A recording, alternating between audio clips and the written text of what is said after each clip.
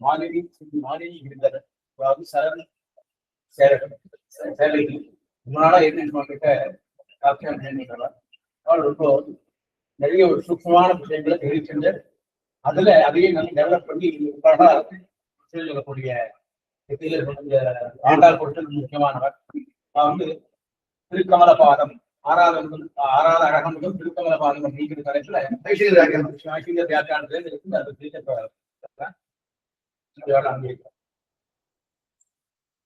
அது श्रीकृष्णमार्य करुणालयन्तम् वेदान्तयुक्तं समदीतवन्तं वत्साभिजातं विशां वरेण्यं श्रीभाष्यसुतं प्रणमामि सद्गुरुभ्यो नमः. गोष्ठिக்கு நமஸ்காரம்.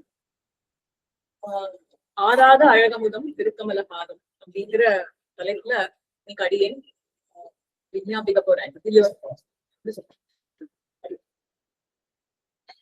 இது அழகிய சிங்கர் ஏறார் குணம், ஏறார் உருவும் எழில் குணம் எழில் உருவும் அப்படிங்கிற தலைப்புல வியாக்கியானம் எழுதியிருக்கார். எதுக்குன்னா எம்பெருமானாருடைய சரணாகதி கத்தியத்திற்கு அழகிய சிங்கர் அருளிய வியாக்கியானம்.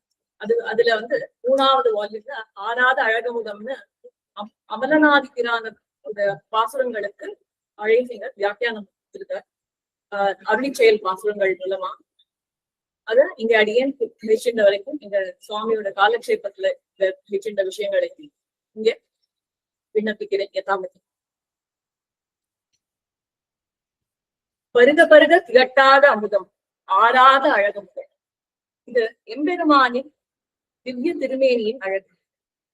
ஒரே அவயவத்திலேயே மலைத்து போய் நின்றுவிட்ட தன்னுடைய திருக்கண்களை பார்த்து ஏகைகஸ்மின் பரம் அவயவே நந்த சௌந்தர்ய மக்னம் சர்வம் ரக்ஷே கதம். அவயவங்கள் அனைத்தையும் விடாமல் கண்டு அனுபவிப்பேன் என்று புகுந்த நான் ஒரு அவயவத்தின் அற்புதமான சௌந்தர்யத்திலேயே மூழ்கிட்டேனே, மற்ற அவயவங்களெல்லாம் போய் எப்படி கண்டு அனுபவிப்பேன் அப்படின்னு தயங்குகிறதாம் ஸ்ரீ பட்டருடைய கண். அதுக்கு பட்டர் இப்படி தேற்றுகிறார். ஏகைதஸ்மின் பரம் அவயவே அனந்த சௌந்தர்ய மக்னம் சர்வம் ரக்ஷே கதமிதி முதா மாமதா மந்தசக்ஷு துவாம் சௌதாத்ர வியதிகரகரம் ரங்கராஜாங்ககானாம் தல்லாவண்யம் பரிணமியதா விஸ்வபாரீண வித்தி. கண்ணே, நீ சொன்னபடி ஒரு அவயவத்திலையும் எல்லையற்ற சௌந்தர்யம் இருக்கு. ஆனா லாவண்யம் அப்படிங்கிற அந்த சமுதாய சோபை உன்னை இழுத்துட்டு போயிடும் மத்த இடத்துக்கெல்லாம். அதனால கவலைப்படாத அப்படின்னு தன்னோட கண்களெல்லாம் தேற்றுகிறாராம் பட்டர். இந்த பட்டர் அருளி செய்த இந்த விஷயம் திருப்பாணாழ்வார் விஷயத்திலையும் பொருந்தது. அதாவது முதல் அடியிலிருந்து திருவடியிலிருந்து பாடத் தொடங்கியவர் திருப்பாணாழ்வார். முதற் பாட்டில் பெரிய பெருமாளின் திருவடி அழகு மேல் விழுந்து தம்மை அடிமை கொண்டது என்கிறார் திருப்பாணாழ்வார். அமலனாதி பிரான் அடியார் என்னை ஆட்படுத்த விமலன் விண்ணவர்கோன் பிறையார் பொழில் வேங்கடவன் விமலன் நிர்மலன் நீதிவானவன் அரங்கத்தம்மான் திருக்கமலபாதம் என் கண்ணின் உளனோ ஒக்கின்றதே. ஆழ்வார் திருவடிய கமலம் அப்படின்னு அருளியுள்ளதால் இந்த தாமரை பூக்கு இருக்கிற அழகு, மனம், மலர்ச்சி, குளிர்ச்சி இது எல்லாமே எம்பெருமானுடைய திருவடிக்கும் இருக்கும் அப்படின்னு தோன்றுகிறது. ஆனால் தாமரை பூவோ பகலில் அலர்ந்திருக்கும், இரவில் மூடிக்கொள்ளும், சில நாட்கள் கழித்து வாடிவிடும். ஆனால் எம்பெருமானின் திருவடியாகிற தாமரைக்கு இந்த தோஷங்கள் எதுவும் கிடையாது. அழகிய சிங்கர் இங்கே அழகிய மணவாள பெருமாள் நாயனார் வியாக்கியானத்தை எடுத்து காட்டுறார். ஆதித்ய சந்நிதியில் அலரும் தாமரை பூ போலே ஆசிரியர்கள் சந்நிதியில் அலருமாய்த்து திருவடிகள் அப்படின்னு.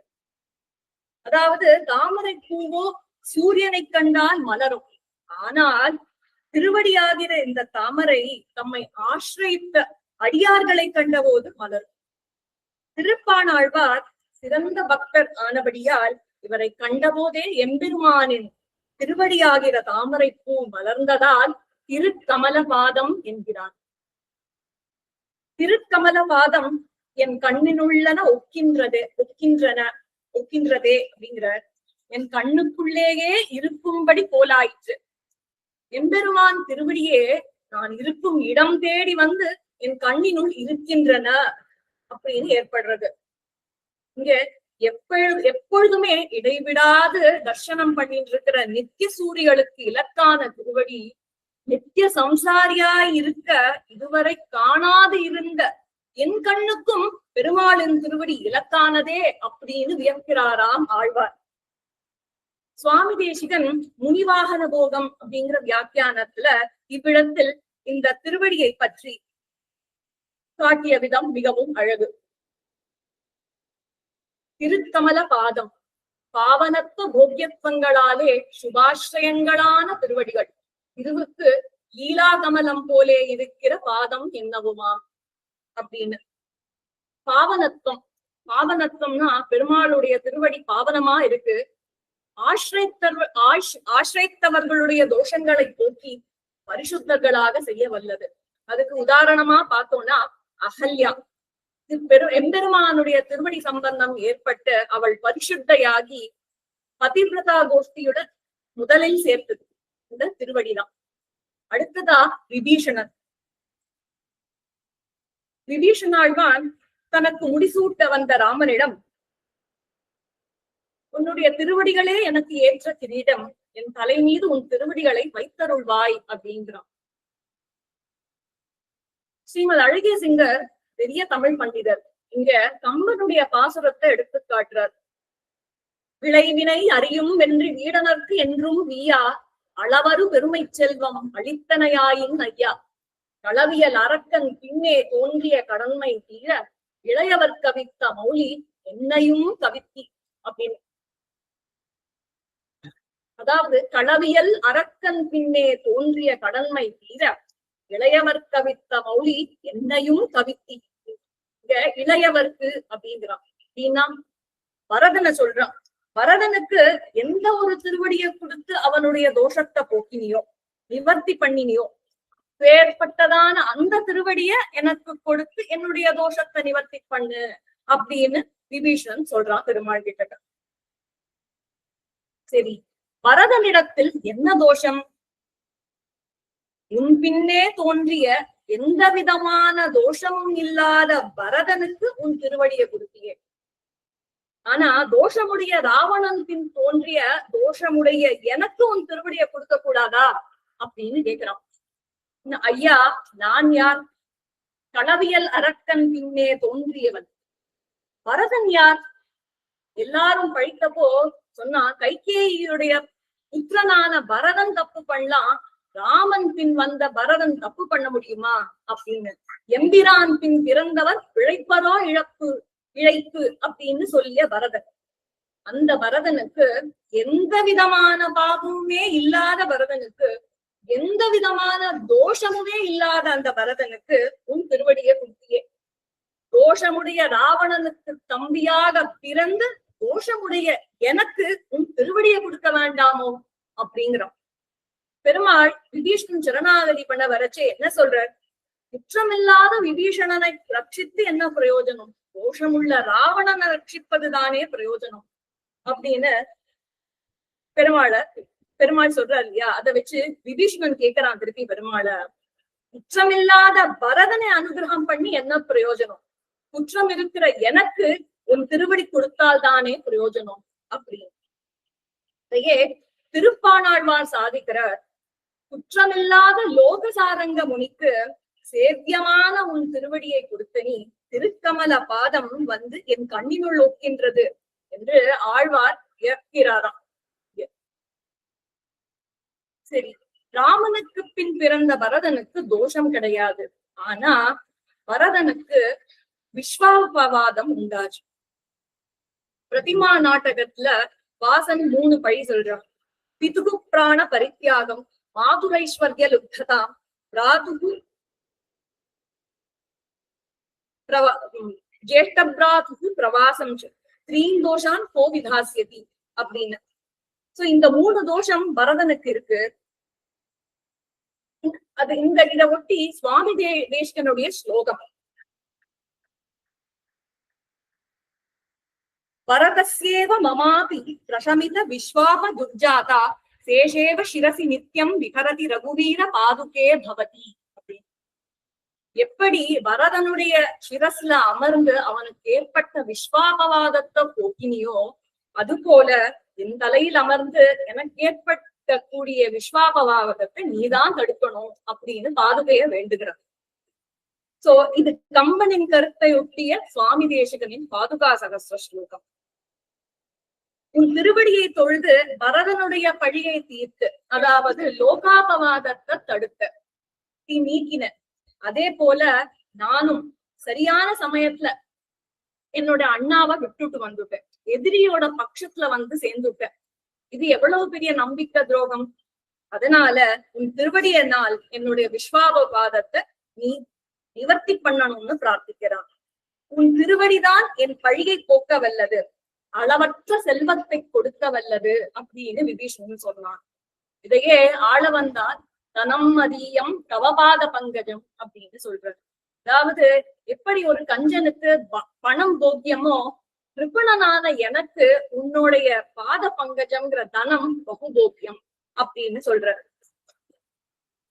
இப்படி அழகிய சிங்கர் ரொம்ப பியூட்டிஃபுல்லா இந்த கம்பராமாயணத்துல யுத்த காண்டத்துல விபீஷணனின் அடக்கப்படலத்தை சொல்லி நம்மாழ்வார அதற்கு மேல் நம்மாழ்வார் திருஷ்டாந்தத்தை சாதிக்கிறார். எம்பெருமான் நம்மாழ்வாருக்கு தாமே வலுவில் வந்து மோட்சம் தருவதாக சொல்கிறார். ஆழ்வீர் மோட்சத்தை கொள்ளும் என்றான் ஈஸ்வரன், வேண்டா என்றார். மா வீடு கிடீர், இலட்சணமான மோட்சம் கிடீர் என்றான், அதுவும் வேண்டா என்றார். எம்மா வீடு கிடீர், ஐஸ்வர்யம் ஆத்மலாபம் என்றிருக்க வேண்டா, பரம புருஷார்த்த லட்சணம் மோட்சம் என்றான், அதுவும் எனக்கு வேண்டா என்கிறார். ஆழ்வாருக்கு மோட்சத்தோட சிறப்பு தெரியாதோ என்னவோ, அத சொன்னா ஆழ்வார் ஏத்துப்பார் அப்படின்னு சொல்லிட்டு சொல்றான். நான் கொடுப்பதாக பெருமாள் சொல்றான், ஆழ்வீரே நான் கொடுப்பதாக சொல்லுகிற மோட்சம் மிகச்சிறந்த புருஷார்த்தம் காணும், பரமானந்த ரூபமாய் பரம போக்கியமாய் இருக்கும் மா வீடு அப்படின்னு ஆழ்வார் வேண்டாம் அப்படின்னு சொல்லிடார். இருந்தாலும் பெருமாள் விடல.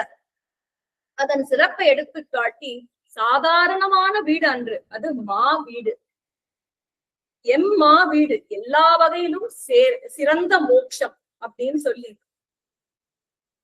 இந்த விஷயத்த அழகிய சிங்கர் இந்த வீடு உதாகரணம் ஒண்ணு சொல்லி விளக்குறார்.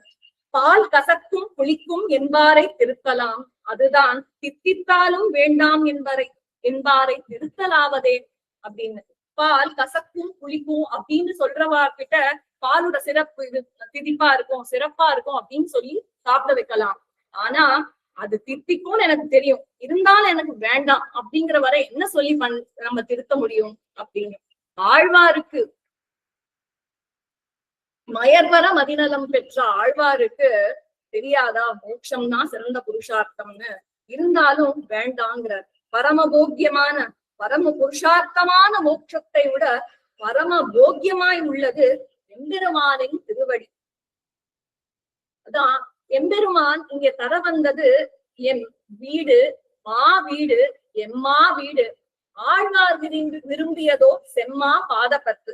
அதனால் நமக்கு இங்க என்ன உண்மை கிடைக்கிறது அப்படின்னா, சிறந்த புருஷார்த்தமான மோட்சத்தை விட பரம போக்கியமாய் உள்ளது எம்பெருமானின் திருவடி அப்படிங்கிறது இங்க கிடைக்கிறது. திருவடியின் அழகை கண்டு பரம போக்கியமாய் கொண்டு முக்தன் அனுபவிக்கும் தசையை சுவாமி தேசிகன் பரமபத சோபானத்துல பிராப்தி பருவால அருளி செய்துள்ளார். அதுல திருவடி அழக முக்தன் அனுபவிக்கிறபடியே இப்படி காமிக்கிறார். வேதங்களுக்கெல்லாம் மேல் சாத்தாய் சர்வாத்மாக்களுக்கும் சாமானிய தெய்வதமான பொன்னின்ற பொன்னங்கழல்களை பார்த்து ஒரு காலில் சக்கரம் 10 விரலும் மணிவண்ணன் பாதங்கள் ஒட்டிட்டு இருந்தவா அப்படின்னு. வேதங்களுக்கெல்லாம் மேல் சாத்தா இருக்கான், வேதங்கள் மேல இருக்கும் வஸ்திரமா இருக்கு. அதனால அந்த திருவடிக்கு வேதத்தின் மனம் வீசுகிறது. அப்புறம் பெரியாழ்வாருடைய பாசுரம் இங்க துணை நிற்கிறது. இங்க பெரியாழ்வார் பாசுரம் கை கொடுக்கிறது திருவடியின் அழகு விவரிக்கிறதுக்கு. ஒரு காலில சங்கின் சின்னம், இன்னொரு காலில் சக்கரத்தின் சின்னம். இப்படி இந்த இரு சின்னங்களை கொண்ட இந்த திருவடிகளை கொண்டு கிருஷ்ணன் ஆயர்பாடி முழுவதும் திரிந்து அந்த அடையாளங்களை பதிக்கிறானா. அது பதிந்ததுனால ஆயர்பாடியே பேரின்ப வெள்ளத்தில் மூழ்கி கிடக்கிறதாம். மேலும் முத்தும் பவளமும் வைரங்களும் பொதித்த விரல்கள் பொதித்தது போல இருக்கும் விரல்கள் அந்த பாதங்களை இன்னும் அழகூட்டி காட்டுகிறது. இப்படி இந்த அழக அனுபவிக்கிறது இப்படி பரமபோக்கியமாக இருக்கும். இந்த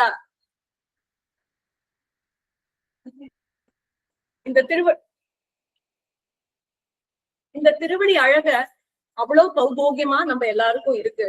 ஆனா நமக்கு மட்டும்தான் அது போக்கியமா இருக்கா அப்படின்னா பெருமாளுக்கு ஒரு இதுவா என்னது எல்லாரும் சொல்றாளே தேன் உளது திருவடி, எம்பெருமானின் திருவடியில் தேன் உளது அப்படின்னு வேதம் சொல்றது. அதனால அதை எப்படி டெஸ்ட் பண்ணி பாக்குறது நம்ம? அதனால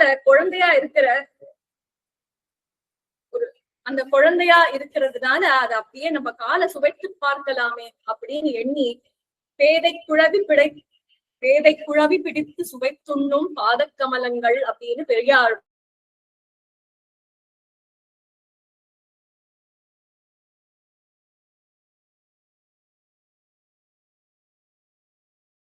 அவனுக்கும் போக்கியம். மேலும் அடுத்ததா என்னை வருகவென குறித்திட்டு இனமலர் முல்லையின் பந்தர் நீழல் மன்னியவளை புனரப்புக்கு மற்றென்னை கண்டுளரா நெகிழ்ந்தாய் உன்னிற வாடையை கையில் தாங்கி பொய்யச்சங்காட்டி நீ போதியேலும் இன்னம் என் கையகந்தீ ஒரு நாள் வருதியேல் என் சினம் தீர்வன்னானே அப்படின்னு இந்த பெருமாள் திருமொழி பாசுரம். இந்த பெருமாள் திருமொழி பாசுரத்துக்கு ஒரு ஐதிஹ்யம் சொல்வார். அதாவது எம்பார் பரம விரக்தி நிலையில பாலியத்திலேயே கல்யாணத்தை உதறிட்டு ஆசிரம ஸ்வீகாரம் பண்ணிட்டவர் எம்பார். ஆனால் எம்பார் நம்மாழ்வாருடைய பாசுரங்களுக்கு சிருங்கார ரசத்தை அவ்வளவு அழகா வர்ணிப்பாராம். பெண்களுடைய அவயவ சோவையே தெரியாத எம்பார் நம்மாழ்வாருடைய அந்த சில இடங்கள்ல நாயகிக்கு ஏற்படும் அந்த உடலை அவ்வளவு சிங்கார ரசத்தை அவ்வளவு அழகா வர்ணிப்பாராம். அதுபோல இந்த பாட்டுல நாயகி கிருஷ்ணன் வரேன்னு சொல்லிட்டு நாயகி காத்துட்டு இருக்காளாம். வரவே இல்லையா ரொம்ப நாளி. அப்படி இருந்து கொஞ்ச நாள் கழிச்சு வந்து ஏதோ சொல்லிட்டு உடனே கிளம்பிடுறானா. அதனால அவளுக்கு ரொம்ப கோவமா. அவ சொல்றாளாம், நீ வருவே இல்லையா இன்னும் ஒரு நாளைக்கு, அப்ப நான் பாத்துக்கிறேன் உன்ன அப்படின்னு. ஸ்ரீரங்கத்துல அத்தியன உற்சவம் நடக்கிறது. உயிர்ந்த பிள்ளை அரையர் இதுக்கு அபிநயம் காட்டுறார். அவர் அபிநயம் காட்டுறச்சே அந்த நாயகி கோபத்துல நன்னா அவனை கிருஷ்ணனை போட்டு கையாலையும் காலாலையும் குத்துறா அப்படின்னு காண்பிக்கிறாராம். அங்க எம்பார் இருக்காராம். எம்பார் சொன்னாராம், அப்படின்னா கிருஷ்ணன் வந்து ஒன்ஸ் மோர்னு கேட்பானே பரவாயில்லையா அப்படின்னு கேட்டாராம். ஏன்னா நாயகியோட ஸ்பர்ஷம் தான் அவனுக்கு போக்கியம். அப்படி இருக்கிறச்சே எப்படி கிடைச்சா என்ன, அது எனக்கு அவன் அதை திருப்பி அதே தப்பதானே பண்ணுவான் அப்படின்னு சொல்லி இது எப்படி காட்டும், முகம் பார்க்காம இருந்தாதானே அவனுக்கு அது சிக்ஷை மாதிரி அப்படின்னு சொல்லி அத காண்பிச்சாராம். இப்படி எம்பாரை போல ஆசிரம ஸ்வீகாரம் எடுத்துக்கொண்ட நம் அழகிய சிங்கர் ஆழ்வாரின் ஈரச்சொற்களை கொண்டு நம்மாழ்வார் பரகால நாயகியா பராங்குஷ நாயகியா சொல்லியிருக்கிற இந்த பாசுரங்கள்ல அந்த ஊடல்கள் சிங்கார ரசத்தை எடுத்து அழகாக காண்பிப்பார். அப்படி ஒரு விஷயம் இங்க அந்த விஷயத்தை சொல்லி அந்த ஊடலை சொல்லி நமக்கு ஒரு பெருமாள் எம்பெருமான் நமக்கு பண்ண உபகார விசேஷத்தை இங்க சொல்றாரு நமக்கு. அதாவது பராங்குஷ நாயகி வெயிட் பண்ணிட்டு இருக்காளாம். எம்பெருமான் வரத்துக்கு ரொம்ப நாளி ஆகலாம். அப்புறம் வரானா, நீ இங்கிட்ட வராத, நீ உனக்குதான் போகிறதுக்கு நிறைய பேர் இருக்காளே அப்படின்னு ரொம்ப கோபமா சொல்லி விரட்டி விட்டுடுறாளாம். வெகு நேரம் அங்க நின்னுட்டு பாக்குறானாம். அப்பவும் அவ பராங்குஷ நாயகி தன்னுடைய தோழிகள் எல்லாம் அழிச்சுட்டு போய் விளையாட ஆரம்பிச்சிடுறாளாம். சிற்றிழைத்தல் சோறு சமைத்தல் அப்படின்னு இலக்கியத்துல சொல்லுவா. அதாவது மண்ல சிறு வீடு கட்டி அடுப்பு மாதிரி பண்ணி அந்த விளையாட்டுல ரொம்ப நேரம் மூழ்கி இருக்காளாம்.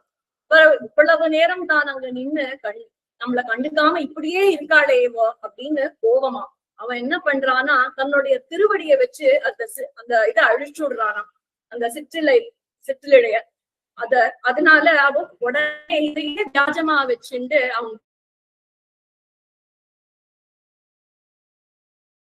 ஒரு ஊங்கல். இந்த விஷயத்த காமிச்சு நமக்கு அழகிய சிங்கரிங்க சொல்றது என்னன்னா, அதாவது நாமும் நிறைய புண்ணியங்கள் பண்ணிருக்கிறவாಳ பெருமாள் கட்டாயம் தீங்கான வழியில போகாம பாத்துப்பான். ஆனாலும் நம்மள போல பெருமாள் அனுகிரகம் பண்ணணும்னு நினைச்சுட்டு வரச்சே அவனை புறக்கணிச்சு விட்டு நம்ம வேற விஷயங்கள்ல நம்ம மனசை செலுத்துறோமே. அப்படி இருக்கிறச்சே அவனோட திருவடியை கொடுத்து நம்மள அவன் ஆசிரியிக்கிறான். பெருமாளோட திருவடி யாரு? ஆச்சாரியன். ஆச்சாரியனை அனுப்பி நம்மள நல்வழிப்படுத்துறான் அப்படின்னு இங்க அழகிய சிங்கர் நமக்கு காமிச்சு கொடுக்கிறார்.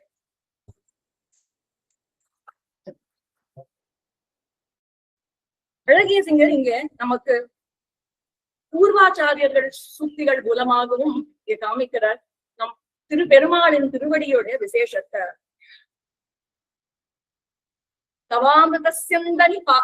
கவாமிருதஸ்யந்தினி பாத பங்கஜே நிவேஷிதாத்மா கதமன்யதிச்சதி ஸ்திதேரவிந்தே மகரந்த நிர்பரே மதுரதோ நிக்ஷுரகம் ஹி வீக்ஷதே.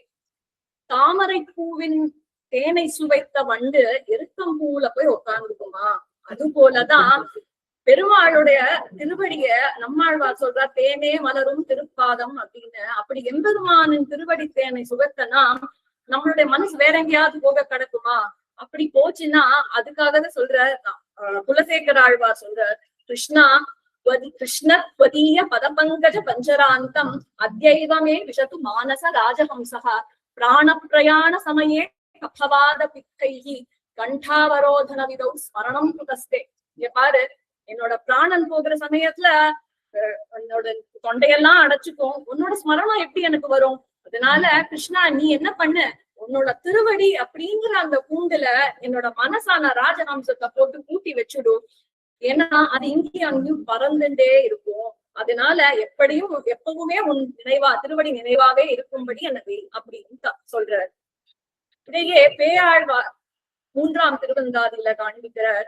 அது நன்று இது தீது என்று ஐயப்படாதே மது நின்ற தந்துழாய் மார்வன் பொது நின்ற பொன்னங்கழலே தொழுமின் தொழுவினைகள் முன்னம் கழலும் முடிந்து. இது நல்லது இது கெட்டது அப்படின்னு யோசிக்காத, அதெல்லாம் யோசிச்சு டைம் வேஸ்ட் பண்ணாத. நீ என்ன பண்ணணும்? பொது நின்ற பொன்னங்கழல் அப்படிங்கிற சர்வாத்மாக்களுக்கும் பொதுவான திருவடி அவனுக்கு அத தொடு, அதுல போய் சேர்ந்துடும். அப்போ உன்னுடைய பாவங்கள்லாம் தீர்ந்துடும், உன்னோட தோஷங்கள்லாம் போயிடும் அப்படின்னு சொல்றேன். சொல்லி அடியே நீங்க முடிச்சுக்கிறேன். அஸ்மத் குரு பரம்பராயே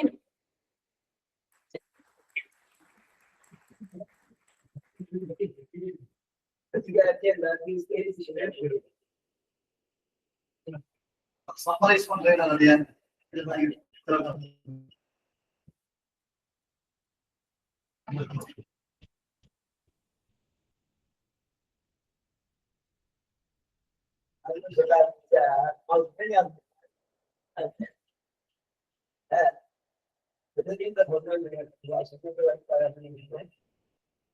சாமானிய தேவனாயிடுச்சு. தேவனாயிடுச்சு எனக்கு புரிஞ்சு போயிட்டு அதுக்கு பேர் நினைச்சேன். இந்த தொடர் கீழே இருக்கு, அந்த ஒரு வரி எனக்கு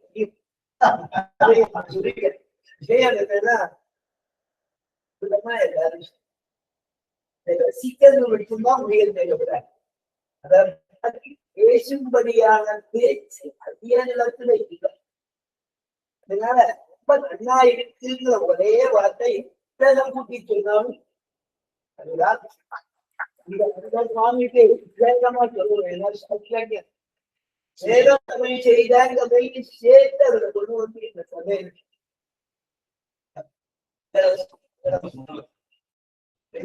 சேமிச்சிருக்கேன். அதனால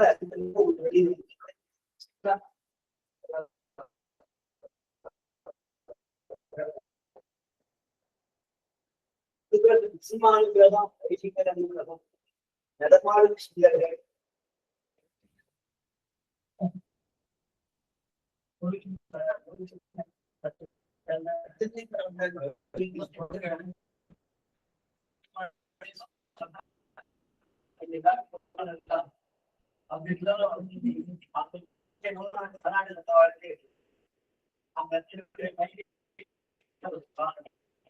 எல்லாரும் பத்தி கூட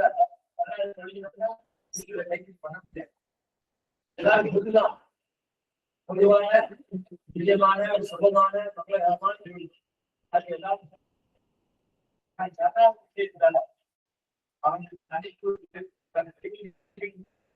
பண்ணி